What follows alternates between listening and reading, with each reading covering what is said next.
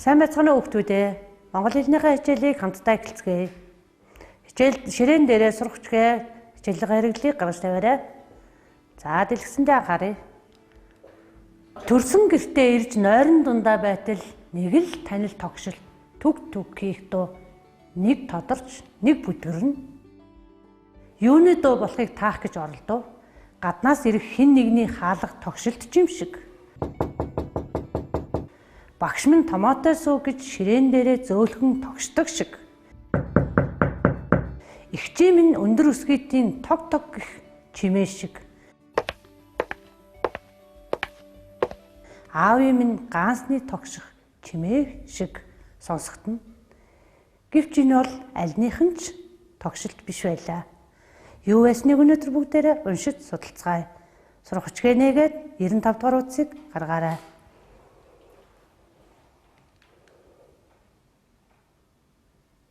Дугаар хуудсан дээр нүдүүрийн дуу гэсэн сэдэв байгаа, түүнийг гаргаж тавиарай. Дагаад уншаарай. Монгол ахыугаас хичнээн төсөөрснөө ижийтэйгээ золгохоор эрэхтэй л мэдэв. Намайг өндийх зур ээж нь хүүгээ сэрэхгүй гэж их л аяархан нүдсэн юмсан гэж гэмшингүй өгүүлээд энэ муу уур нүдүүр хоёроо чанга дуутай гэдгэн гэж амандаа өглөө. Ээжээ, манай энд уур нүдүүртэй айл олно уу? За да бид мэтийн хөгшүүлдэл байхаа залуу айлдвал ховрдоо. Дэлгүүрт төмөр уур нүдүүр зөндөөл байдаг шүү дээ. Хэц ямар юмных нь уур нүдүүр гэдэг юм?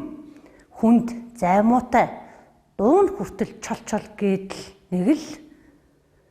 Дуу ямар хамаатай байна. Хүү минь. Бидний баг залуу байхад тэдний уур сайхан дуутай. Эдний уур сайхан хөвтэй гэдэл ярилцах. Айлын эзэгтэй нар бусдаас эрт цайгаа нүдэх гэж битүүхэндээ өрсөлддөг байлаа шүү дээ. Тэр чинээгээрээ ч эрт босдог, ажиллаач амжуулдаг байлаа. Цайг заавал нүдэж яадаг юм, болтлоод л хийчихвэл яалаа гэж нүдсэн цай ааг сайтай, тэгээд ч ариун байдаг юм. Бид ч бас уур нүдүүрээ орхихон дээ. Ай хөөрхий нүдэрийн дуу гэж. Зохиол онсон бол утгыг мэдэхгүй үгийн доогуур зурж тэмдэглээрэй. За өөртөө ном дээр харандаагаараа зураарай. За багшин дэлгэсэн дээр зуръя. Төсөөрснөө уур нүдүүр хөвтэй эзэгтэй холтлоод ааг сайтай гэсэн үгнүүдийг багш нь зурлаа. За зурсан үгээ дэвтэртээ бичээрэй. Зурсан үгээ дэвтэртээ бичээрэй. Багш нь самбарт бичиж.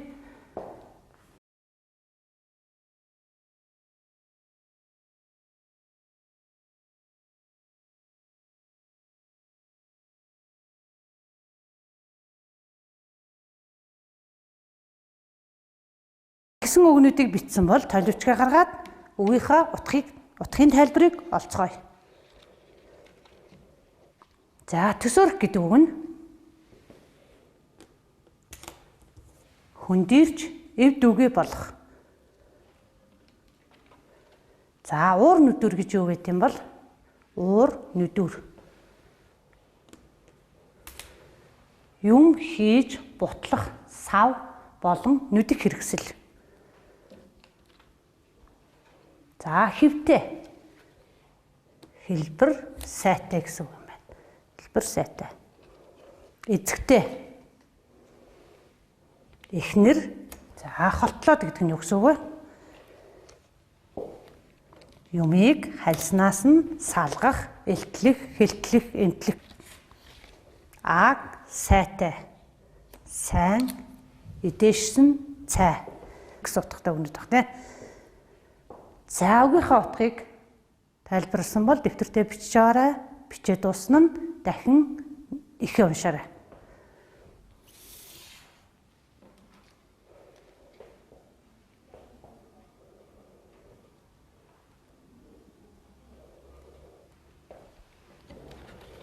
За бичээд дууссан бол бүгдээрээ. За За зургийг ажиглая. Бидний үзсэн саяын уур нүдүр. Уур нүдүр гэж ийм хэлбэртэй ийм савнуудыг хэлдэг юм байна. За энэ савнууд нь янз бүрийн хэлбэртэй хэвтэй байдаг. Модоор хийсэн, мөн сүүлийн үеийн загварын модоор хийсэн, бүр эртний үеийн хэрэглэж байсан уур нүдүр. Тэрж байтугай төмрөөр хийсэн одоо цагийн уур нүдүрч бас байдаг байна. За үүнийгээ сайн ажиглаад. Уур гэдгийг нь савн, нүдүр гэдгийг энэ цогтөг нүддэг хэрэгслийн хэлж байгаа юм байна. За дараагийн тасгалыг дахиад ном руугаа эргээд нэг харцгаач. Ном руугаа эргэж араарай. Багшин дэлгэцэн дээр байгаа эхийг хоёр өнгөөр ялгаж ütсэн байгаа. Эхний өнгийг ажиглаад өөрт таалагдсан сонирхолтой хэсгийг зурж тэмдэглээрэй. Бид нар өөрт таалагдсан сонирхолтой хэсэг болон чухал хэсгийг зурж, хаалтанд хийж, зөвлөж тэмдэглэдэг шүү дээ. Тийм учраас одоо бүгдээрээ эхний хэсгийн чухал хэсгийг зурж тэмдэглээрэй. За өөртөө хинт ч ямар хэсэг нь чухал байж болно. Сонирхолтой ч бас байж болно. За багш нь сонирхолтой байсан хэсгийг тэмдэглэе.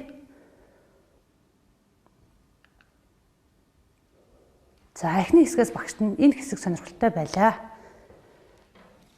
Намайг өндийх зур ээж нь хүүгээ сэрээхгүй гэж их л аяархан нүдсэн юмсан гэж гимшингүйгүүлээд энэ муу уур нүдүр хоёроо чанга дуутай гэдгийг гэж амандаа өглөв гэсэн хэсгийг багш нь чухал гэж үзлээ.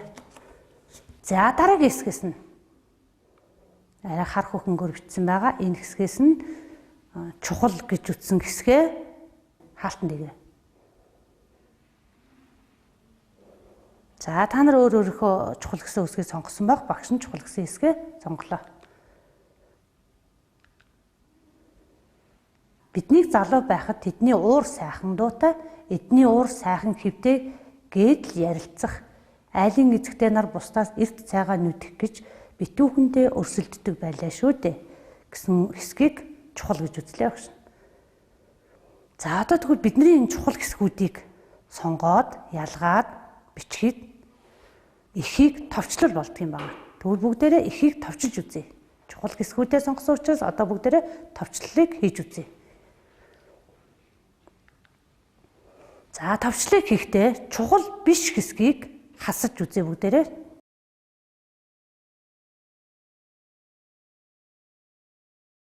Чухал бишүүдийг хаслаа.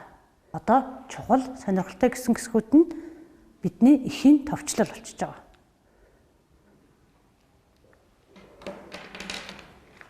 За ингээд бид нүдүрийн дуу гэсэн эхийг чухал сонирхолтой хэсгүүдийг сонгоод товчлоо.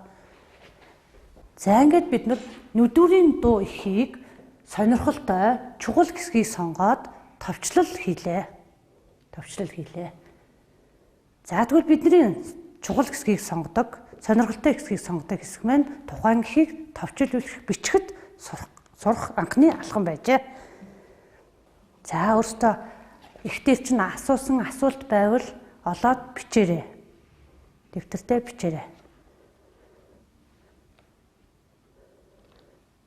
Зохиолын бааtruуд хин байсан бэлээ гэдгээ бас бодож үзээрэй. Ээж хүү хоёрын хоорондын харилцан яриа байсан учраас хүн ээжээсээ асууж ээж нь хариулсан байгаа. Хүүгийн асуултуудыг олоорой. За эхний асуулт.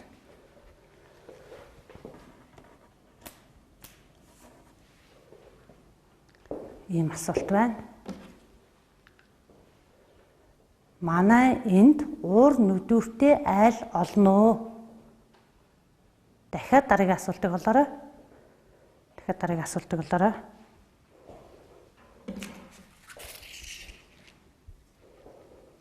За дараагийн асуулт. Дуу ямар хамаатай байна? Дуу ямар хамаатай байна гэж асуусан байна. За дараагийн асуулт.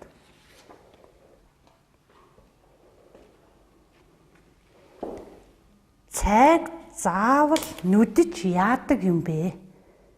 цайг заавал нүдэж яадаг юм бэ гэсэн хүүгийн асуусан асуулт байна. Та бүхэн ч бас олж бичсэн байх гэж бодож байна. За энэхүү 3 асуултандаа одоо өөрсдөө өөрийнхөө бодлоор хариулаарай. Боломжгүй бол номноосоо дахин уншиж байгаад хариултыг хийж болно шүү.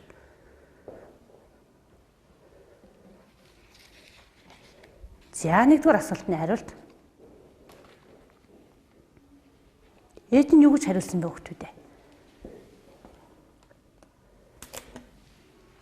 Бид мэтийн хөгшчүүлдэл байхаас залуу айлдч ховордоо гэж хариулсан байна.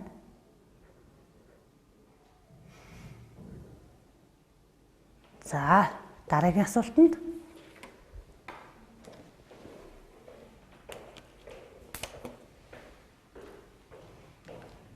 биднийг баг залуу байхад тэдний уур сайхан дуутай, эдний уур сайхан хэвтэй гэдэл ярилцсан.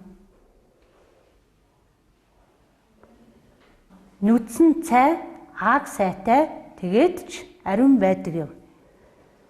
За өөрсдөө бичсэн хариулттай багшийн хариултыг тулгаж хараад бичиж амжаагүй л дахин бичээрэй.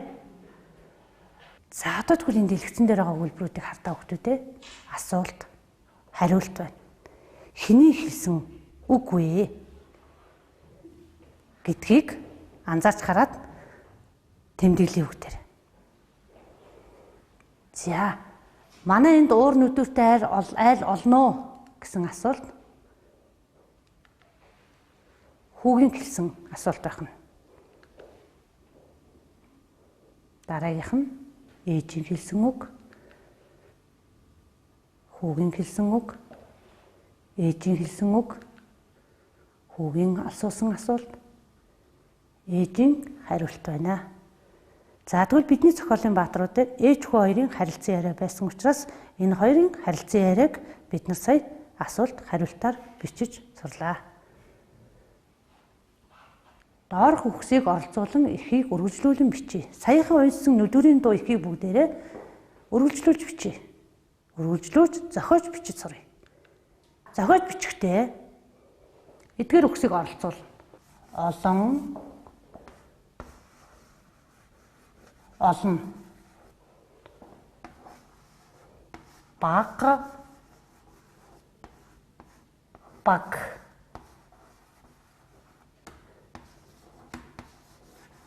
эрх, эрх.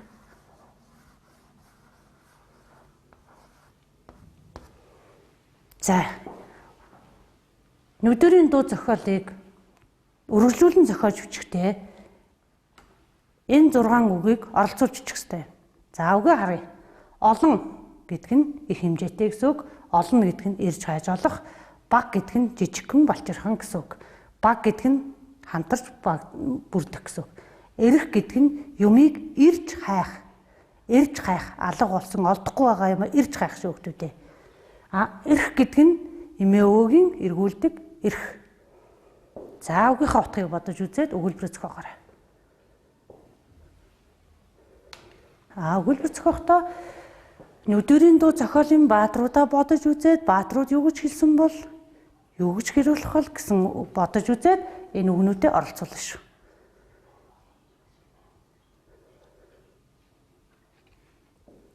За багш нь зохиосноо харуулъя. Биднийг баг залуу байхад уур нүдүр олон л байсан. Биднийг баг залуу байхад уур нүдүр олон л байсан гэж зохиолоо багш нь.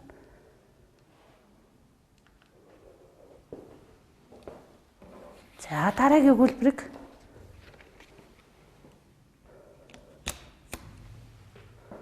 одоо цагт уур нүдүр олно гэдэг хэцүү болсон шүү. Одоо цагт уур нүдүр олно гэдэг хэцүү болсон шүү.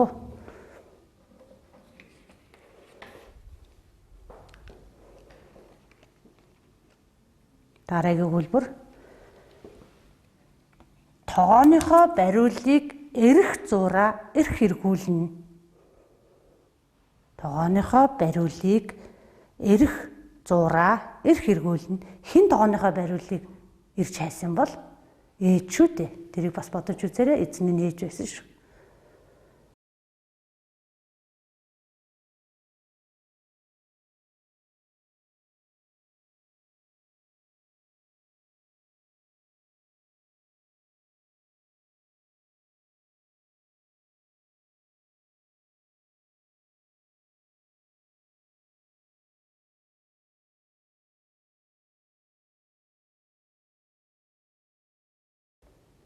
За энэ үгнүүдээ сонгосон. Одоо зохиосон өгүүлбэрээ та нар бичсэн бол сонгосон үгийнхаа дагуу зураарай.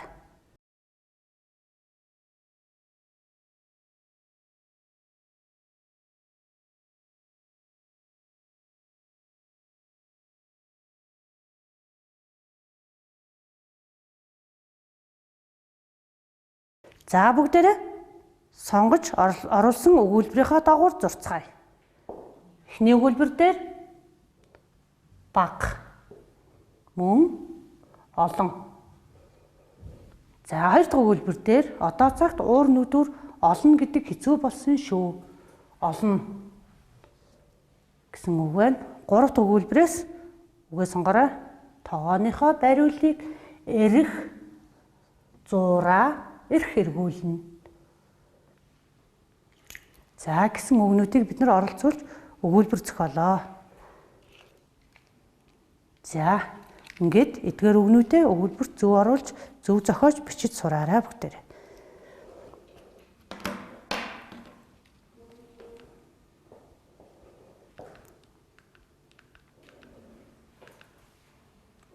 Нүдэрийн дуу гэсэн зохиолыг уншсан. Энэ зохиол дээр дасгал даалгавар ажилласан. Энэ зохиолын сургамжит санаа нь юу вэ гэдгийг бүгдээрээ дэлгэцнээс харж уншицгаая. Монголын уламжлалт эд хэрэглээ мартахгүй сэргээж байх хэрэгтэй юм байна. Мөн цайг нүдэж хэрэглэн нь цай ааг амт сайтай ариун болдог юм байна. Залуу үедээ өв уламжлалаасаа зааж өвлүүлэн үлдээх Монгол ахуйгаас хичнээн төсөөрснөө ижийтэйгээ золгохоор эрэхтэл мэдсэн юм байна. За тэгвэл бүгдээрээ Монгол ахуйгаасаа сайн суралцгаагаарай. Нүдүрийн дуу эхийг уншиж гэр бүлийнхэнтэй утгыг нь ярьж өгөөрэй. Эхийн сургамжит санаанд тохирсон зүйр үг олж бичээрэй.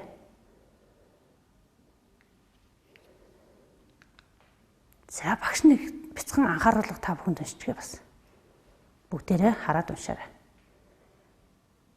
Хүүхдийнхээ аюулгүй байдалд анхаарлаа хандуулж гэрийнхээ орчинг шалгаарай.